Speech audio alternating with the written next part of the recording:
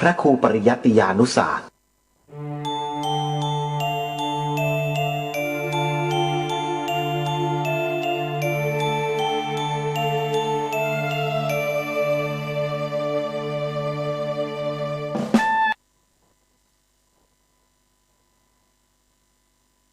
ทุกสองทุกสามทุกโอ้ทุกสามกอง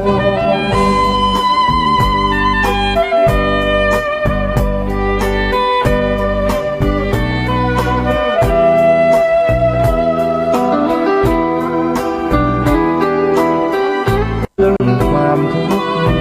โลกแสนวุ่นวายมากมายปัญหามันรุกคนมีแต่ทุกข์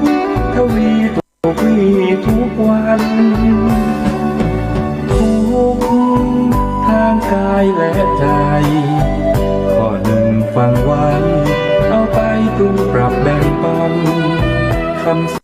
อนมีมาทุกขเวทนา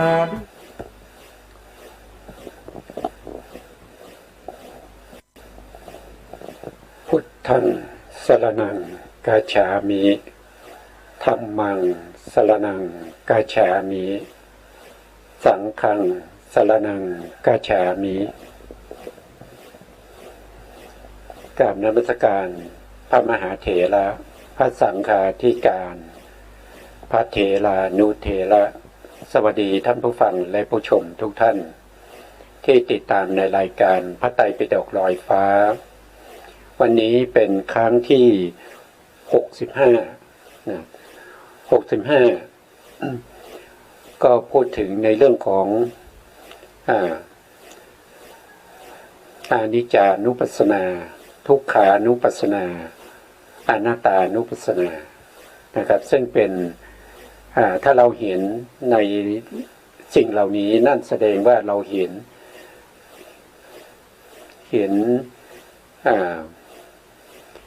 เราสามารถที่จะเข้าถึงญาณที่3ได้นั่นก็คือสัมมาสนญาณ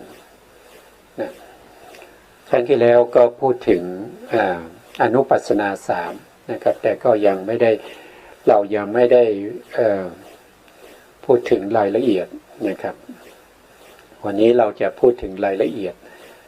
ก่อนที่เราจะไปในส่วนนะครับเรามาดูว่าวิปัสสนาธรรมวิปัสสนาธรรมก็มี6อย่าง1ก็คือวิสุทธิ7 2ก็คือลักษณะ3 3ก็คืออนุปัสสนา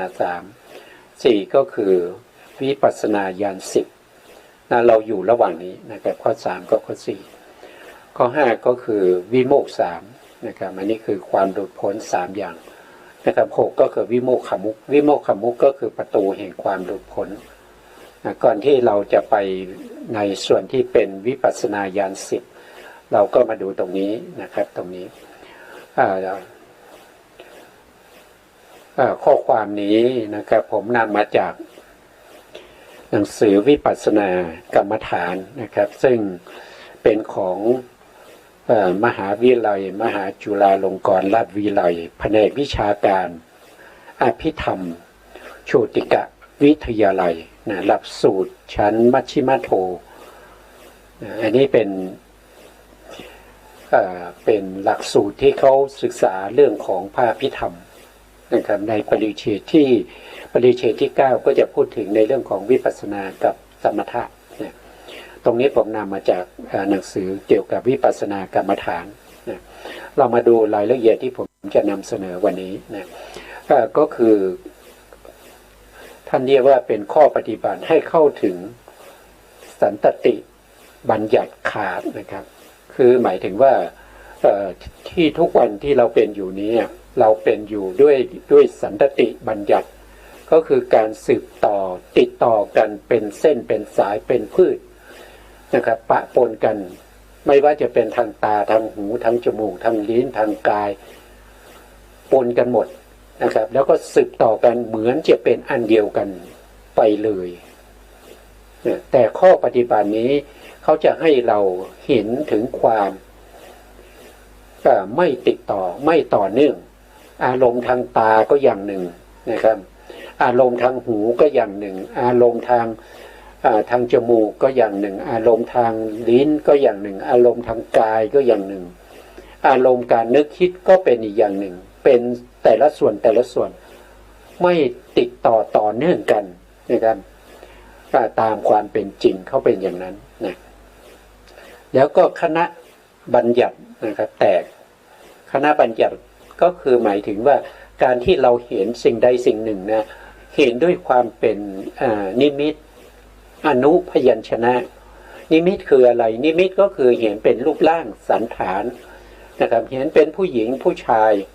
ใช่ไหมเห็นเป็นผู้หญิงผู้ชายเห็นเป็นวัดเป็นศาลาเป็นวิหารเป็นต้นไม้นะครับอันนี้เป็นการรวมกันเป็นกลุ่มเป็นก้อนแต่ถ้าเห็นเป็นที่เขาเรียกว่าเป็นอนุพยัญชนะอนุพยัญชนะก็คือเห็นเป็นส่วนไหนบ้างอย่างเช่นเห็นแขนนะแขนของผู้หญิงสวยดีนะครับเห็นตาก็ตาหวานนะเห็นผมก็เงางาม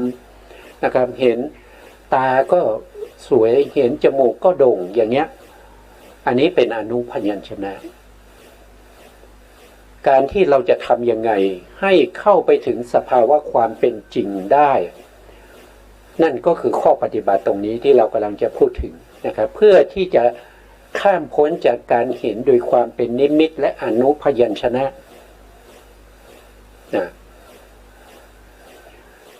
เพื่อวิปัสสนาญาณเข้าถึงอนิจจานุปัสสนาที่แท้จริงถ้าเราเข้าถึงอนิจจานุปัสสนาที่แท้จริงนั่นแสดงว่าเราเข้าถึงในเรื่องของทุกขานุปัสสนาด้วยเข้าถึงอนัตตานุปัสสนาด้วยนะอันนี้เขาอันนี้เป็นข้อความนะครับเป็นข้อความที่รวมเป็นเนื้อความนะครับสรุปเนื้อความพูดงั้นนะครับเมื่อพระโยคีนะครับอันนี้คือผู้ปฏิบัตินะพระโยคีบุคคลได้กำหนดพิจารณาสังขารธรรมสังขารธรรมก็คือธรรมที่มีการถูกปรุงแต่งมีเป็นธรรมที่ถูกปรุงแต่งด้วยปัจจัยทั้งสี่ไม่ว่าจะเป็นกรรมเป็นจิตเป็นอุตุเป็นอาหารธรรมเหล่านี้มีลักษณะของสามัญลักษณะคือการเกิดขึ้นตั้งอยู่ดับไปเรียกว่าเป็นสังขารธรรมสรุปแล้วพูดง่ายๆก็คือรูปนามนั่นเองรูปนามเป็นสังขารธรรมที่เกิดอยู่เฉพาะหน้าสภาวะที่เกิดจากเหตุและปัจจัยถ้าเราอ่านข้อความตรงนี้นะครับเมื่อพระโยคีบุคคลกำหนดพิจารณาสังขารธรรมรูปนามขันธ์ห้าที่เกิดอยู่เฉพาะหน้าตามสภาวะที่เกิดจากเหตุปัจจัยเราก็จะเห็นอยู่สองอย่างนะครับหนึ่งก็คือพระโยคีพิจารณาสังขารธรรมโดยความเป็นสภาวะตรงนี้เห็นไหมครับสภาวะนั่นก็คือกำลังเห็นโดยความเป็นเขาเรียกว่าเป็นญาณที่หนึ่งนะเป็นญาณที่หนึ่งเรียกว่านามรูปปริเฉทญาณนามรูปปริเฉทญาณก็คือจะเห็นสภาวะนะครับก็เห็นสภาวะตรงนี้นะของรูปนามเหล่านั้น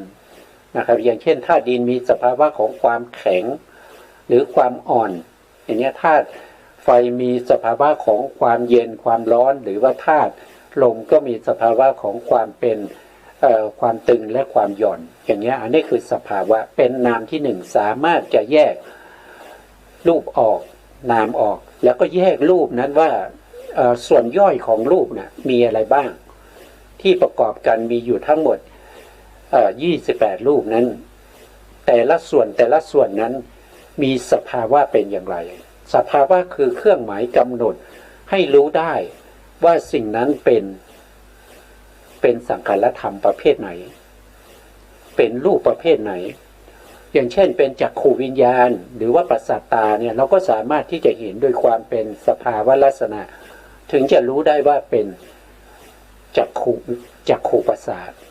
จักขุประสาทมีสภาวะก็คือความใสของมหาพุทธรูปที่สามารถจะกระทบกับรูปารมณ์ได้อย่างนี้เป็นต้น นะครับถ้าเราไม่รู้ตรงนี้เราก็แยกไม่ได้เราเห็นปุ๊บเราก็ว่าตาก็เป็นสัมภาระเป็นลูกตาเป็นลูกตานะครับเป็นสัมภาระไม่ได้แยกออกมาว่าตาเนี่ยจะมีลักษณะเป็นอย่างไรนะครับมีถ้าว่าโดยความเป็นประสาทนะครับที่อยู่กลางตาดำนั้นจะต้องมีลักษณะของความใสของมหาพุทธรูปที่จะกระทบกับรูปารมณ์ได้แล้วรอบที่ตาดำนั้นก็รอบจักขุประสาทนั้นก็จะเป็นรูปที่เรียกว่าเป็นสภาวะรูปสภาวะรูปแล้วก็กายประสาทนะครับกายประสาทก็จะอยู่ร่วมกันใช่ไหมกายประสาทสภาวะรูปอย่างเงี้ยสภาวะถ้าเป็นตาของผู้หญิงก็จะเป็นอิทธิภาวะถ้าเป็นตาผู้ชายก็จะเป็นปุริสภาวะก็จะแยกออกได้เห็นได้ชัดเจนด้วยสภาวะเครื่องหมายเครื่องกำหนดให้รู้ถึงสภาวะนั้นถ้าเราไม่มีเครื่องหมายไม่มีสภาวะเราไม่สามารถแยกได้เลยเราไม่สามารถแยกได้เลยเราเห็นตาก็เป็นตาอย่างที่เราเห็นทุกวันเนี่ยผู้ชายเห็นตาผู้หญิงก็สวยดีตาโตสวยดีในตาแขกเนี่ยผิวพม่ามันก็เป็นอะไรเป็นบัญญัติไปนะครับเป็นบัญญัติเป็นสันตติก็คือการสืบต่อเป็นคณะก็คือเป็นกลุ่มเป็นก้อนรวมกันเป็นตาลูกตาหนึ่งลูกตามีทั้งประสาทตามีทั้งกายประสาทมีทั้งภาวะรูปมีทั้งชีวิตรูปที่ปะปนกันอยู่ในนั้นแต่เราแยกไม่ออกเพราะฉะนั้นก็ไม่ได้เป็นกายในกายเราก็ไม่ได้พิจารณากายในกายเพราะเราพิจารณาไม่ได้เพราะฉะนั้นนามรูปปริเฉทญาณก็เกิดไม่ได้ใช่ไหมครับการที่เราจะให้เกิดนามรูปปริเฉทญาณเราต้องแยกให้ได้เราต้องแยกได้เมื่อเราเห็นปุ๊บใจจะน้อมไปเลยน้อมไปเลยว่าในขณะที่เราเห็นรูปารมณ์เนี่ยตัวที่เห็นนะคือจักขูวิญญาณจักขูวิญญาณอาศัยจักขูประสาทเกิดจักขูประสาทมีลักษณะความใสของมหาพุทธรูปที่กระทบกับรูปารมณ์ที่เป็นสีที่แสงที่กระทบกับวัสดุสิ่งของแล้วก็สีที่อยู่ในวัสดุสิ่งของนั้นก็สะท้อนเข้ามาที่ตานั้นก็มีความใสของมหาพุทธรูปนะเป็นตัวรองรับการกระทบเข้ามาอีกทีหนึ่งเห็นเฉพาะสีขนาดเห็นแต่ละขนาดก็เป็นแต่ละขนาดเท่านั้นเองไม่ได้ติดต่อกันไม่ได้เป็นกลุ่มเป็นก้อนนะเพราะฉะนั้นถ้าเรามีความเพียรมีความอดทนมีสติมีวิริยะมีปัญญาในการกำหนดในรู้ถึงสภาวะของสังขารธรรมนามรูปนั้นแสดงว่าเราได้นามรูปปริเฉทญาณนะถ้าต่อมาตรงนี้ท่านบอกว่านะครับที่เกิดจากเหตุปัจจัยที่เกิดจากเหตุปัจจัยตรงนี้หมายถึงญาณที่สองละนั่นคือปัจจยปริฆหญาณเป็นวิปัสสนาญาณระดับที่สองนะเห็นว่าจักขูประสาทที่เป็นความใสสภาวะคือความใสของมหาพุทธรูปนี้เกิดจากอะไรก็เกิดจากมหาพุทธรูปทั้งสี่นะเหตุใกล้เขานะคือมหาพุทธรูปทั้งสี่ที่มีกรรมนะครับในอดีตเนี่ยเป็นปัจจัยก็คือหมายถึงว่ามหาพุทธรูปทั้งสี่ที่เป็นความใสของจักขูประสาทนั้นเกิดจากกรรมในอดีตนะครับอาจจะเป็นอดีตที่ไกลหรือว่าอดีตที่ใกล้แต่ในที่นี้ท่านบอกว่าเหตุใกล้นั่นก็คือในภพนี้นะครับใกล้ๆนี่เองนะอันนี้ได้สองอย่างนะครับได้นามรูปปริเฉทญาณกับปัจจยปริฆหญาณแล้วนะต่อไปนะครับท่านบอกว่าสันตติบัญญัติและคณะบัญญัติที่กระบังนะที่กระบังคือปกติเราเห็นอะไรเราก็เห็นเป็นรูปร่างสันฐานเป็นสัตว์เป็นบุคคลเป็นต้นไม้เป็นสิ่งของไปหมดอันนั้นคือสันตติบัญญัติและคณะบัญญัตินี้มันปกปิดสภาวะของความเป็น รูปนามเอาไว้ปกปิดสภาวะและเหตุใกล้ของรูปนามเอาไว้ปกปิดการปกปิดการเกิดดับของสังขารธรรมสังขารธรรมเนี่ยมีการเกิดขึ้นตั้งอยู่ดับไปตามที่เราได้ศึกษาในเรื่องของลักษณะที่จตุกะที่เป็นชุดๆนะอย่างเช่นชุดที่หนึ่งนะครับชุดที่หนึ่งก็คือเรื่องของการเห็นใช่ไหมครับการเห็นเนี่ยก็มีรูปารมณ์แล้วก็มีจักขุประสาทแล้วก็มีจักขุวิญญาณสามอย่างนี้แหละที่เป็นชุดของการเห็นรูปารมณ์ที่เกิดขึ้นตรงที่อุปาทขณะของปฏิอุปาทขณะของอาติตาภวังค์เกิดขึ้นแล้วก็ตั้งอยู่เท่ากับจิต17ขณะนะเมื่อครบจิต17ขณะแล้วรูปารมณ์นั้นก็ดับไปนะครับภวังคจิตก็จะเกิดขึ้นก็จบในเรื่องของรูปารมณ์นั้นที่เป็นปัจจุบันนะครับตรงนั้นเป็นปัจจุบันตัวไหนเป็นตัวรู้ก็คือจักขูวิญญาณเกิดขึ้นโดยอาศัยจักขูประสาทเป็นวัตถุอาศัยเกิดขึ้นไปเห็นรูปารมณ์เมื่อรูปารมณ์ดับจักขูวิญญาณที่เกิดขึ้นตั้งอยู่แค่อนุขณะ3ขณะเท่านั้นยังรูปยังไม่ดับเลยนะรูปารมณ์นั้นยังไม่ดับจักขูวิญญาณเกิดขึ้นแล้วก็ตั้งอยู่แล้วก็ดับไปก่อน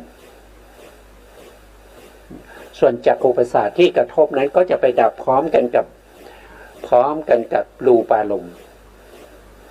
อย่างนี้ก็จะมีการเกิดขึ้นใช่ไหมครับมีการตั้งอยู่แล้วก็มีการดับไปตามตรงนี้นะครับคือคณะบัญญัติและสันตติบัญญัติเนี่ยปกปิดการเกิดดับของสังขารธรรมรูปนามแต่ถ้าเราเห็นโดยความเป็นสภาวะแล้วเราเห็นด้วยความเป็นปัจจัยเนี่ยสิ่งเหล่านี้ก็จะปรากฏให้เราเห็นได้นะครับก็จะทำให้การปกปิดเหล่านี้นะขาดไปหรือแตกไปนั่นเองก็แตกไปขาดไปนะครับเป็นความบริสุทธิ์ที่เกิดขึ้นในเวลานั้นเนี่ยวิปัสสนาญาณของพระโยคีบุคคลก็เข้าถึงอนิจจานุปัสสนา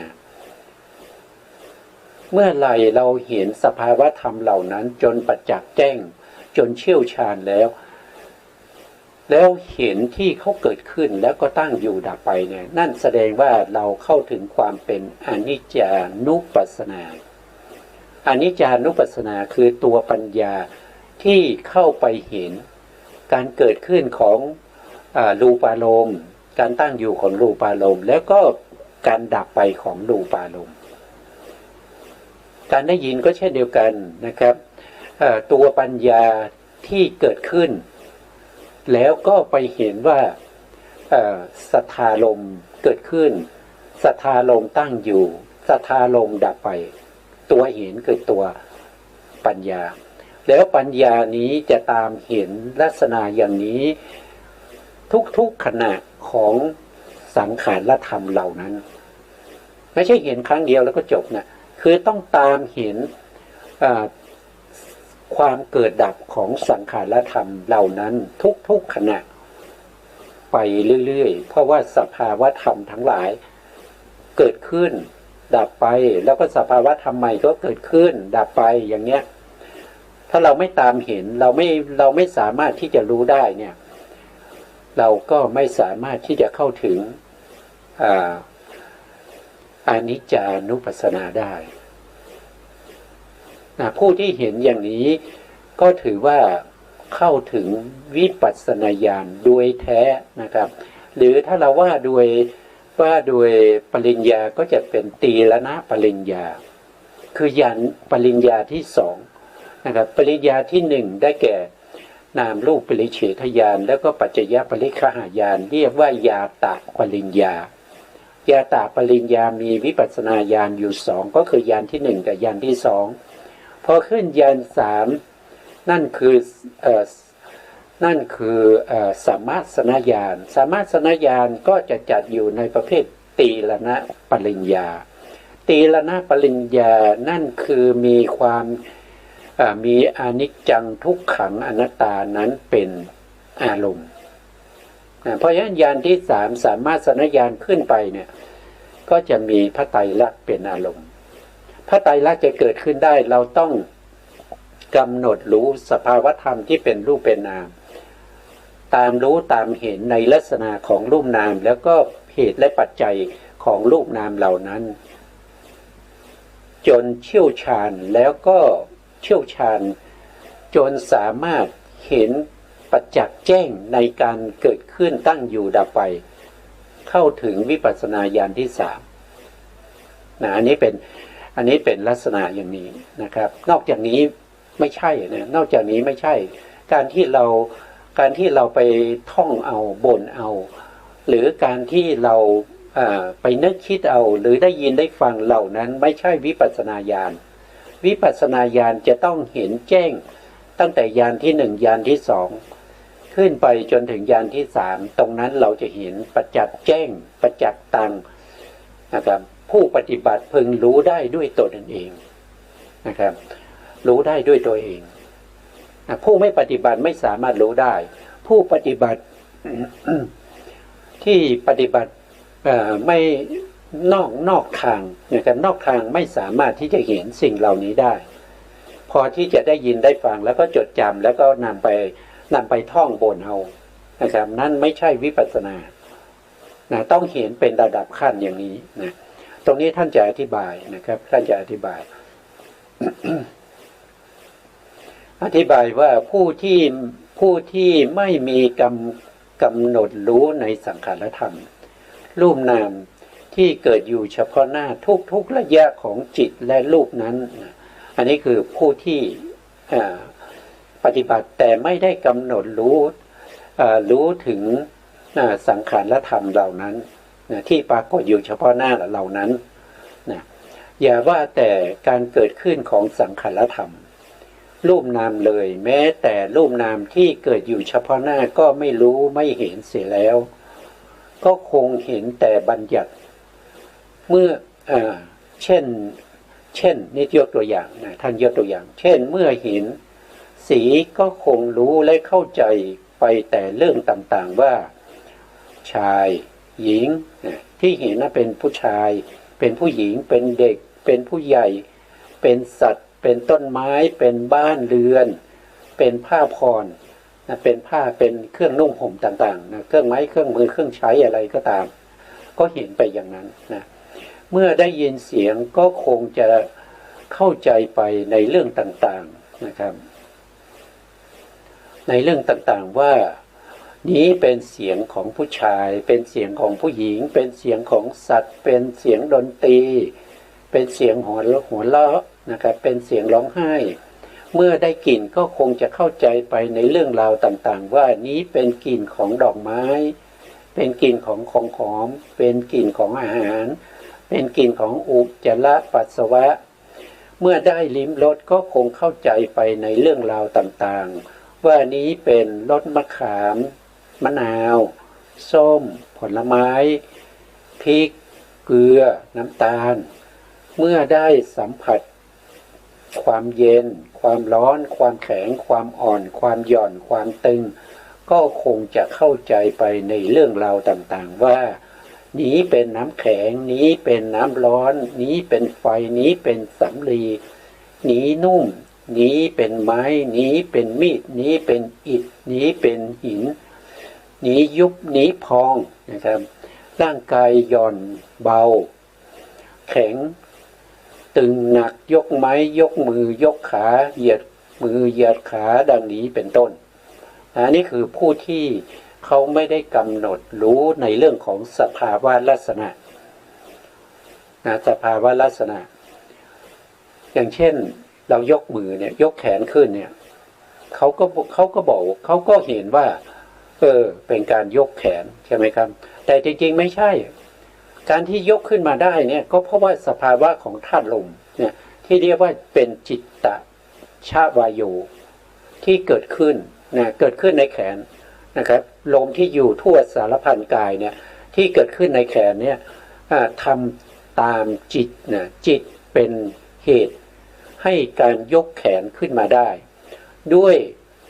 จิตตชวายุนะ ก็คือมีธาตุอยู่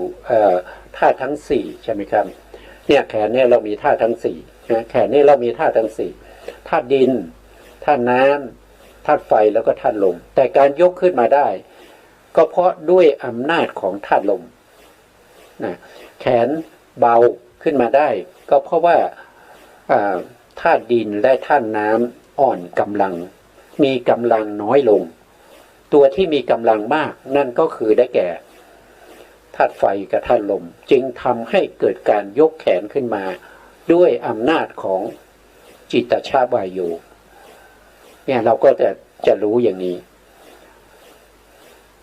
ผู้ที่ไม่ได้ฝึกไม่ได้ปฏิบัติไม่เคยได้ยินได้ฟังในเรื่องเหล่านี้มาก่อน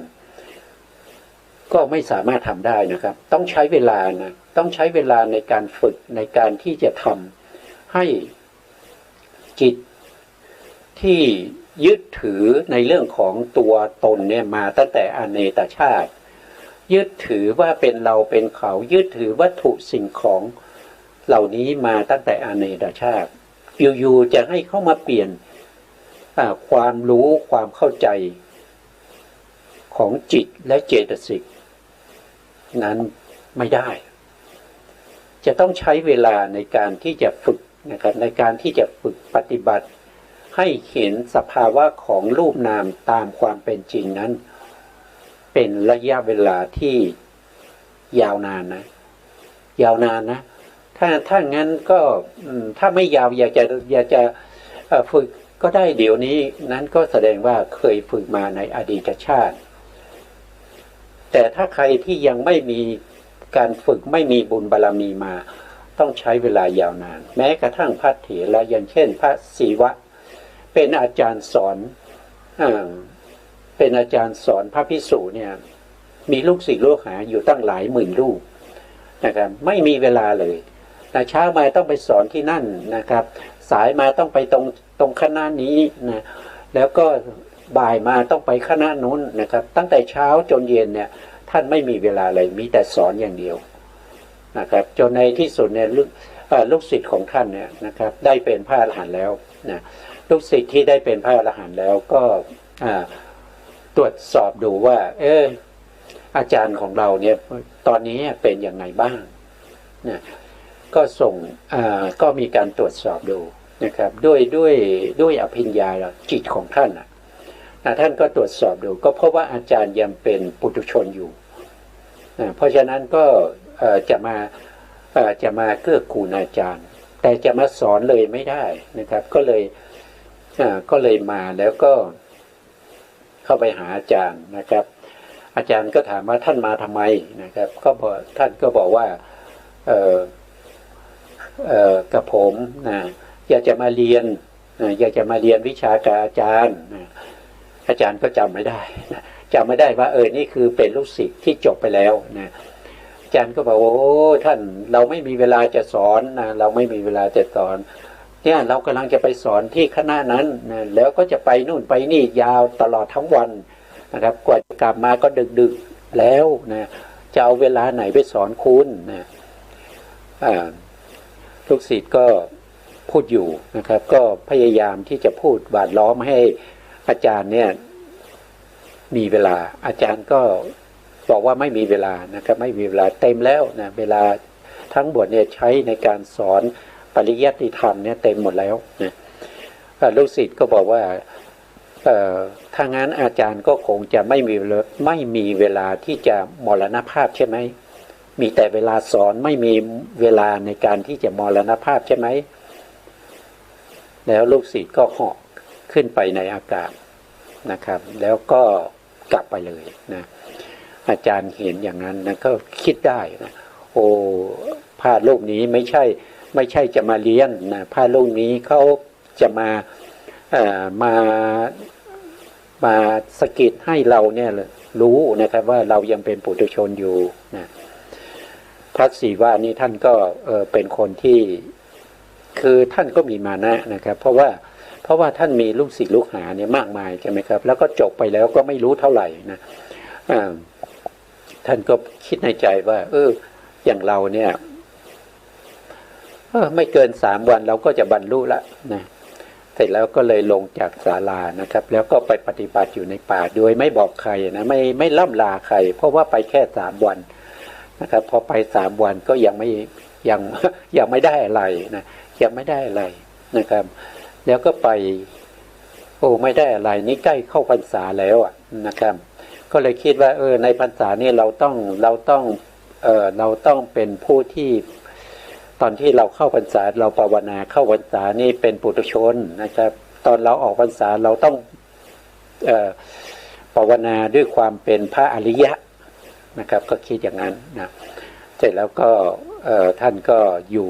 ในป่านั้นนะแล้วก็ปฏิบัติธรรม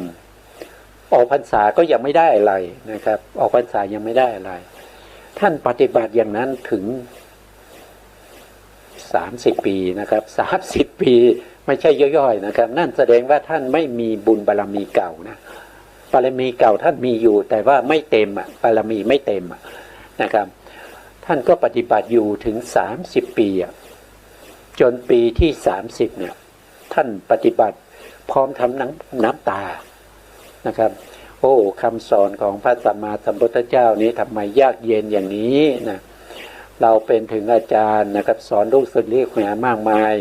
นะครับแต่เรามาประพฤติปฏิบัติตามคำสั่งสอนนี้ทำไมยากเย็นเหลือเกิน30 ปีแล้วนะก็ยังไม่ได้อะไรเลยนะก็ร้องไห้นะร้องไห้แล้วก็เดินจงกรมไป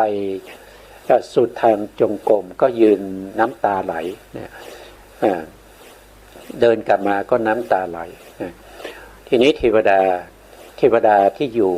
ท้ายจงกรมของท่านเนี่ยนะเห็นท่านว่าท่านเดินมาถึงสุดทางจงกรมก็ร้องไห้นะครับเดินไปสุดจงกรมไหลข้างนู้นก็ร้องไห้นะก็เลยก็ทำให้กายหยาบมาเป็นผู้หญิงนะเป็นผู้หญิงแล้วก็ยืนอยู่ที่ทางสุดจงกรมแล้วก็นั่งร้องไห้เสียงดังเลยนะครับท่านมหาศิวะท่านก็ว่าใครมาร้องไห้อยู่ตรงนี้ก็ถามว่านั่นใครมาร้องไห้ทำไมอยู่ตรงนี้นะเทวดาก็บอกว่า หม่อมฉันมานั่งร้องไห้อยู่ตรงนี้ก็เพราะว่าถ้าหม่อมฉันร้องไห้แล้วอาจจะได้มรรค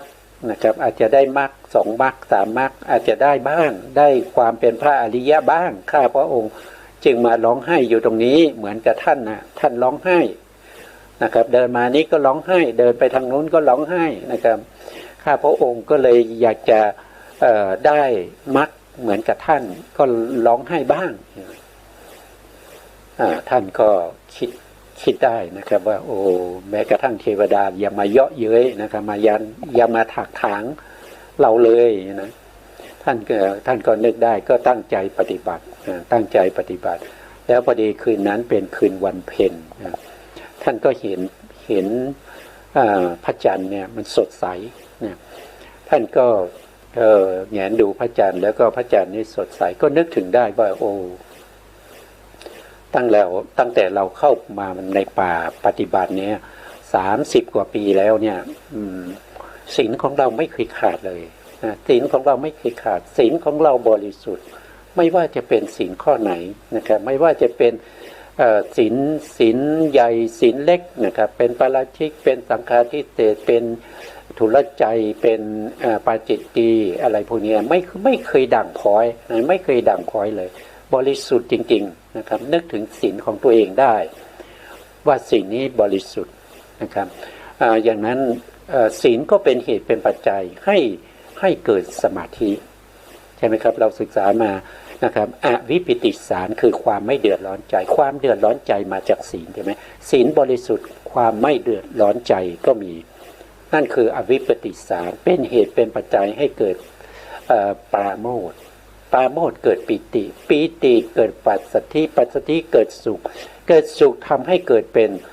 สมาธินะครับเกิดเป็นสมาธินั้นเป็นคณิกะสมาธิเป็นอุปจารสมาธินะไม่ใช่คณิกะเป็นอุปจารสมาธิเป็นเหตุเป็นปัจจัยรองรับคุณธรรมชั้นสูงทำให้ท่านสามารถที่จะได้ดวงตาเห็นธรรมนะครับได้ นามรูปปริเฉทญาณแยกรูปแยกนามได้ปัจจยปริคหญาณได้สัมมาสนญาณได้อุทยพยญาณข้ามพ้นจากวิปัสสนูปกิเลสเข้าไปสู่พังคญาณแล้วก็ได้พยญาณได้นิพพิทายานได้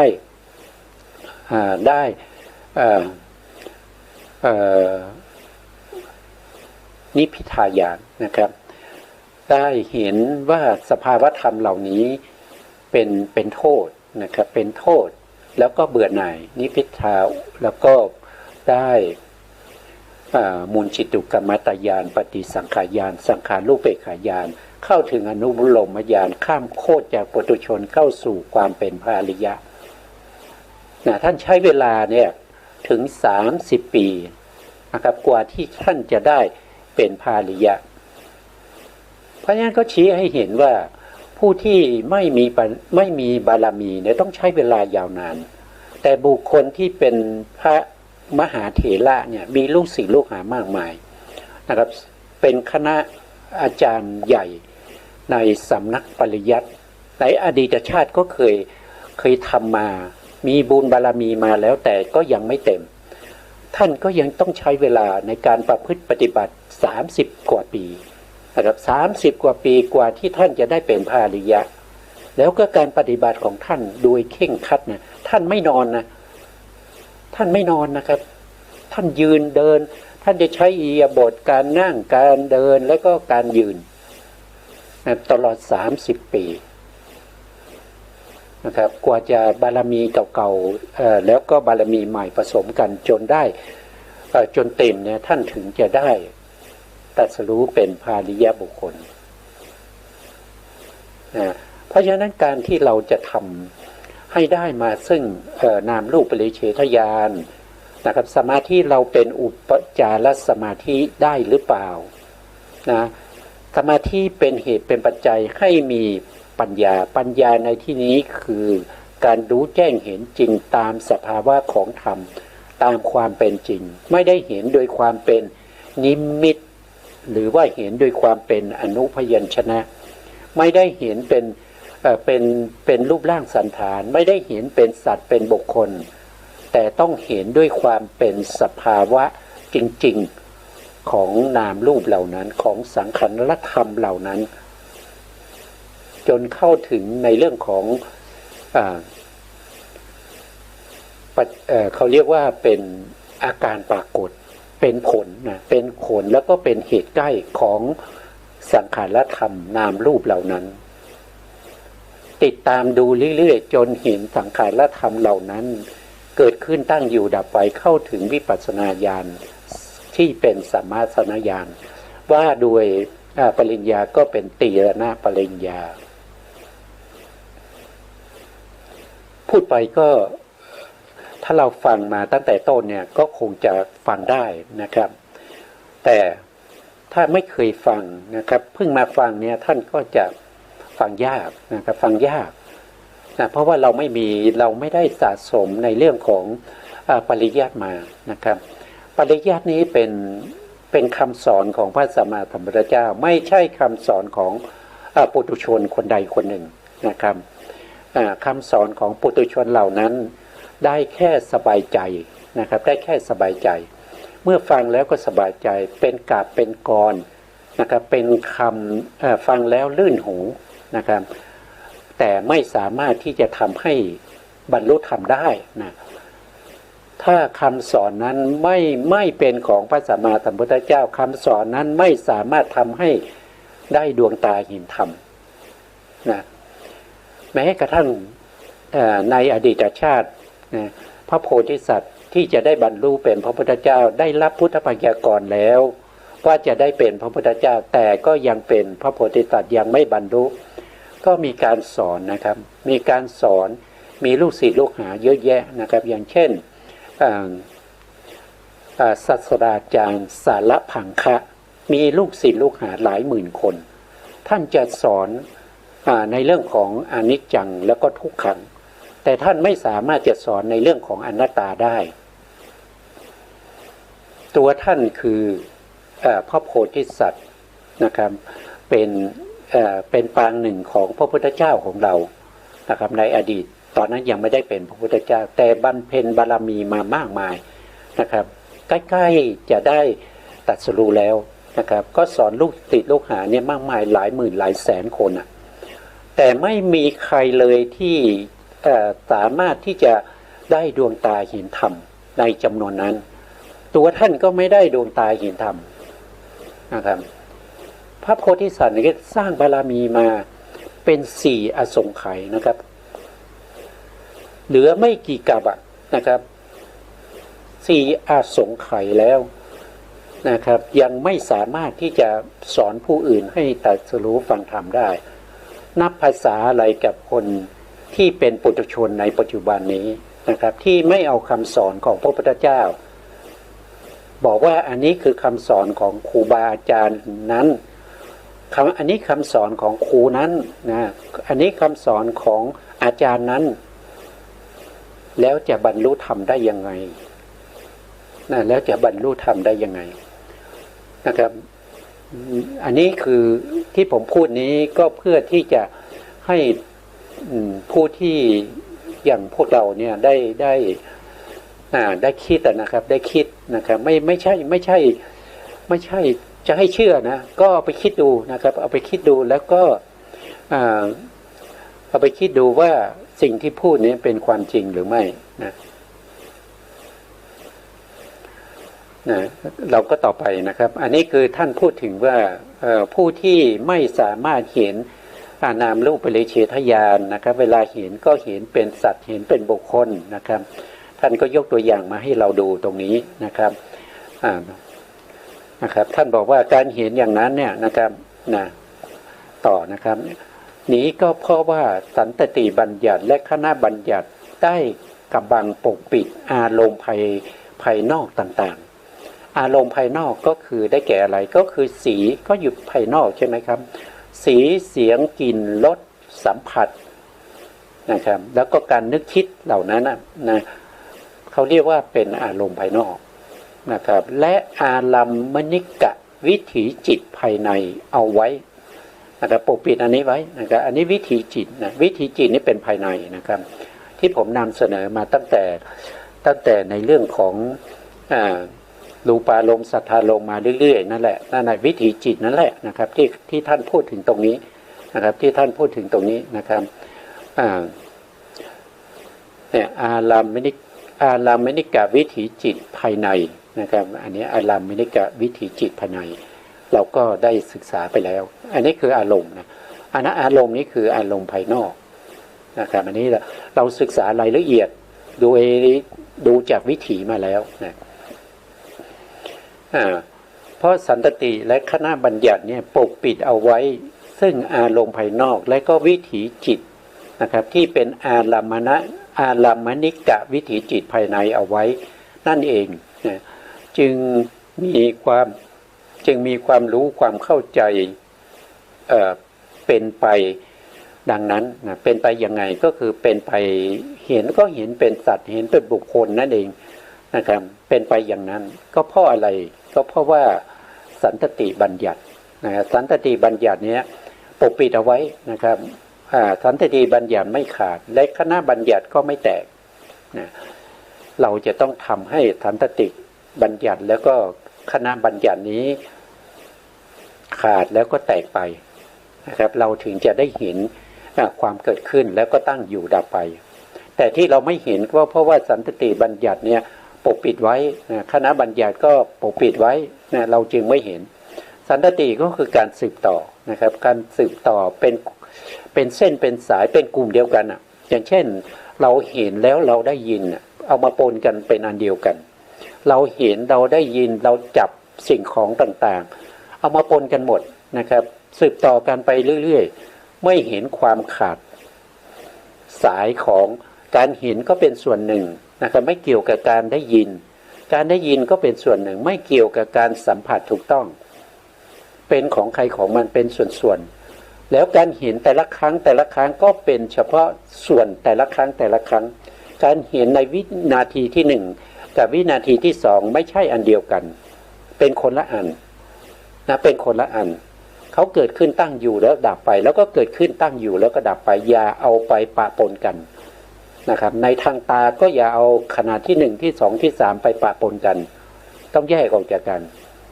ในขณะที่ได้ยินก็ได้ยินในขณะที่หนึ่งขณะที่สองก็ไม่ต้องปะปนกันเสียงข้างในวินาทีที่หนึ่งในวินาทีที่สองก็เป็นคนละเสียงไม่เกี่ยวข้องกันไม่เกี่ยวข้องกันแต่ถ้าเป็นปุถุชนอย่างพวกเราเนี่ย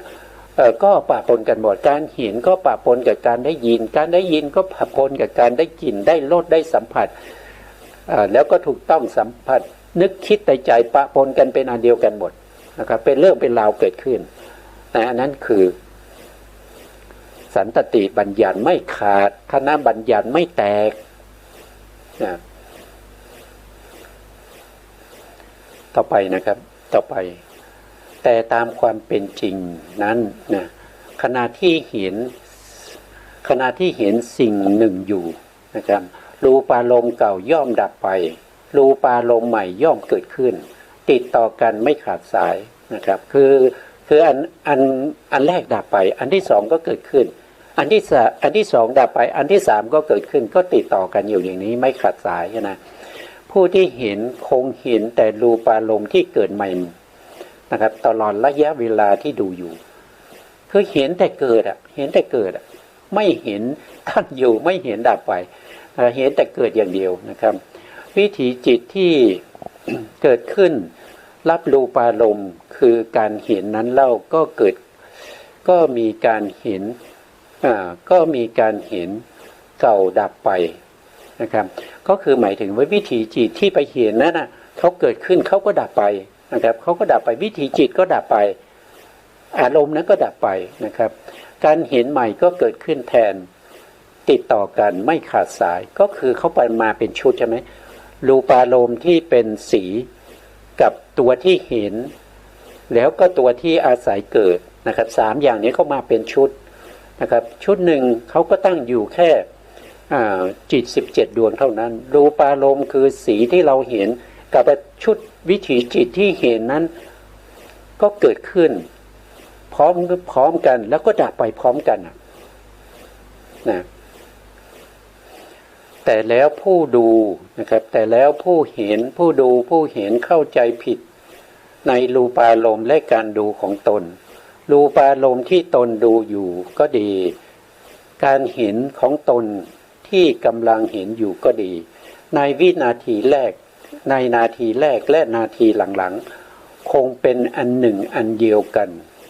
คงที่อยู่เป็นปกติขณะได้ยินขณะได้กลิ่นขณะรู้รสขณะสัมผัสเสียงกับการได้ยินก็ดีกลิ่นกับการได้กลิ่นก็ดีรสกับการรู้รสก็ดีนะครับรสก็ดีนะเย็นร้อนอ่อนแข็งหย่อนตึงกับการสัมผัสเหล่านี้ก็ดีมีสภาวะเช่นกันคือเก่าดับไปใหม่เกิดขึ้นติดต่อกันไม่ขาดสายแต่แล้วก็มีการเข้าใจผิดว่าเป็นอันหนึ่งอันเดียวกันคงที่เป็นปกติการที่เห็นอย่างนี้แหละนะครับก็เป็นสันตติบัญญัติกับคณะบัญญัตินะการเกิดขึ้นสืบต่อกันของอารมณ์ภายนอกและวิถี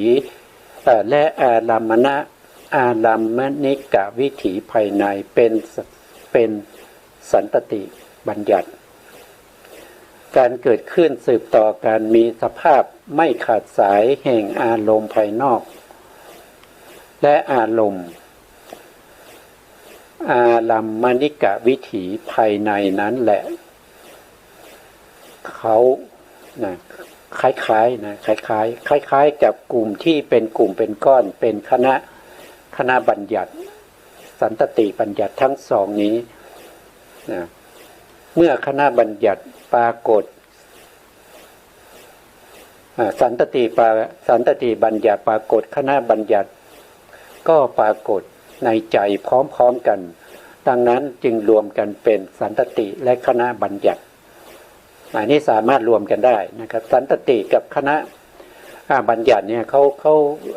เวลาที่สันตติบัญญัติเกิดขึ้นคณะบัญญัติก็จะเกิดพร้อมกันนั่นแหละเพราะฉะนั้นท่านก็รวมกันนะครับรวมกันนะครับสันตติคณะบัญญัติได้กับบางปกปิดไว้ดังกล่าวนี้แหละจึงทำให้ผู้ไม่มีสติกำหนดรู้รูปนามกำหนดรูปนามที่เกิดอยู่เฉพาะหน้าไม่มีการเห็นความเกิดความดับเป็นอนิจจลักษณะได้สันตติและคณะบัญญัติเป็นตัวปกปิดเอาไว้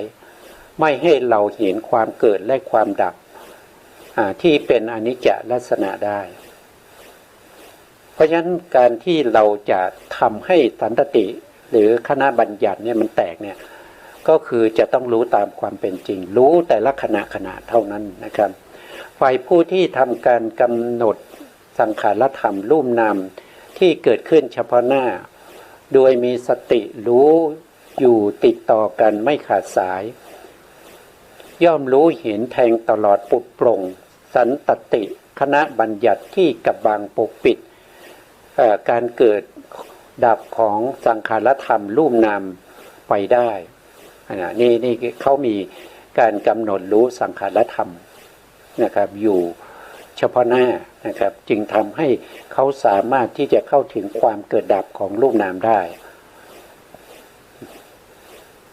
ด้วยการกำหนดรู้เห็นวิถีจิตที่เกิดก่อนและวิถีจิตที่เกิดหลังๆในระยะเวลาที่ได้เห็นได้ยินได้กลิ่นได้รสได้สัมผัสกับความเย็นร้อนอ่อนแข็งหย่อนตึงเมื่อยเจ็บปวดดีใจเสียใจคิดนึกต่างๆเหล่านี้นั้นขาดลงเป็นตอนๆเนี่ยถ้าตามเห็นอย่างนี้จะเห็นว่าเขาขาดเป็นท่อนๆเป็นตอนนะครับไม่เป็นอันหนึ่งอันเดียวกันไม่เป็นอันหนึ่งอันเดียวกันในด้านรูปก็คงจะกำหนดรู้เห็นรูปที่เกิดก่อนและรูปที่เกิดทีหลังในระยะเวลาที่ผ่องขึ้นยุบลงหายใจเข้าหายใจออกยกมือยกขาก้าวไปข้างหน้าถอยไปข้างหลังลุกขึ้นนั่งลงเดี๋ยวซ้ายแลขวากระพริบตาอ้าปากเหล่านี้ก็ขาดเป็นตอนมิได้เป็นอันหนึ่งอันเดียวกันการรู้เห็นในวิถีและอารมณ์เป็นตอนดังนี้แหละเรียกว่าสันตติบัญญัติขาดคณะบัญญัติแตกอานิจจลักษณะคือความเกิดดับเป็นความเกิดดับไปปรากฏขึ้นนะครับเป็นอันว่าวิปัสสนาญาณของผู้นั้นเข้าถึงอนิจจานุปัสสนาที่แท้จริงอันนี้ก็จากข้อความนี้นะครับก็ทำให้เราเนี่ยได้เข้าใจนะได้เข้าใจว่าการที่เราจะเห็นอะไรอนิจจานุปัสสนาเนี่ยจะต้องเริ่มมาตั้งแต่นามรูปปริเฉทญาณต้องมีการกำหนดสภาวะของสังขารธรรมรูปนามเหล่านั้นติดต่อกันนะครับติดต่อกันเป็นระยะเวลาที่เหมาะสมสมควรนะครับจนทำให้สมาธิที่เกิดขึ้นเป็นคณิกาสมาธินั้นมีกำลังมากขึ้นให้เข้าถึงอุปจารสมาธิให้ได้นะถ้าเราไม่ต่อเนื่องกันคณิกาสมาธิจะไม่มีกำลังนะครับเมื่อคณิกาสมาธิไม่มีกำลังก็ไม่ได้เป็นบาตให้ปัญญาเกิดขึ้นนะครับปัญญาอาศัยสมาธินั้นในวิปัสสนาสมาธินั้นจะต้องเป็นอุปจารสมาธินะครับคือต้องมีกำลังเป็นอุปจารสมาธิเป็นสมาธิที่ใกล้ต่ออัปปนาคือเฉียดต่ออัปปนากำลังจะเข้าสู่ปฐมฌานกำลังจะเข้าสู่ฌานกำลังจะเป็นอัปปนาฌานแล้วสมาธินั้นแหละเป็นสมาธิที่ปัญญาอาศัยเกิดแล้วก็ไปเห็นนามรูปมีการเกิดขึ้นตั้งอยู่ดับไปตามสภาวะความเป็นจริงของสังขารธรรม รูปนามเหล่านั้นถ้าเราไม่ทำให้คณิกาสมาธิมีกำลังก็ไม่สามารถเห็นได้เพราะเราเป็นผู้ที่ปฏิบัติด้วยวิปัสสนาโดยตรงเราไม่ได้ทำสมาธิมาก่อนนะครับแต่สำหรับผู้ที่เข้าทำสมาธิจนได้อัปปนาได้ปฐมฌานหรือได้ทุติยฌานตติยฌานจตุตถฌานก็ตามเขาจะใช้สมาธิที่เป็นคณิกาสมาธิหลังจากที่เขาเข้าฌานแล้วใช่ไหมเวลาที่เขาเข้าฌานเป็นอัปปนาแล้วจากนั้นเขาก็ออกจากฌานในขณะที่ออกจากฌานใหม่ๆเนี่ยสมาธิยังมีกำลังอยู่สมาธินั้นเป็นอุปจารสมาธิเขาก็ใช้อุปจารสมาธินั้นพิจารณาในเรื่องของนามแล้วก็รูปนะเพราะสมาธินั้นยังมีกำลังอยู่เป็นอุปจารสมาธิหมายถึงเข้าฌานแล้วออกฌานแล้วก็เจริญวิปัสสนาเมื่อสมาธิมันลดถอยลงก็เข้าฌานใหม่พอเข้าฌานแล้วก็ออกจากฌานพอออกจากฌานสมาธิยังมีกำลังอยู่เป็นอุปจารสมาธิก็ใช้สมาธิในการพิจารณาสังขารธรรมรูปนามก็ทำอยู่อย่างนี้จนกว่ารูปนามนั้นจะปรากฏชัดเจนจนกว่ารูปนั้นจะเข้าถึงความเป็นอนิจจานุปัสสนาหรืออนุปัสสนา3นั่นเองนะครับอันนี้วันนี้เวลาเราหมดนะเวลาหมดก็ต้องคืนเวลานะครับให้ทางสถานีแล้วเราก็จะพบกันใหม่ในโอกาสต่อไปนะครับสุดท้ายนี้ขอบพระคุณพระครูสมุทรวิสุวัฒน์วรกิจโจผู้อำนวยการสถานีวิทยุเพื่อการศึกษาพระพุทธศาสนาและวัฒนธรรม FM 104.5 เมกะเฮิรตซ์วัดฝายหินจังหวัดเชียงใหม่และขอบพระคุณพระครูปริยัติยานุศาสตร์ขอบคุณท่านผู้ฟังและผู้ชมทุกท่านที่ติดตามในรายการพระไตรปิฎกลอยฟ้าวันนี้ลาไปก่อนครับพบกันใหม่ในโอกาสต่อไปครับสวัสดีครับ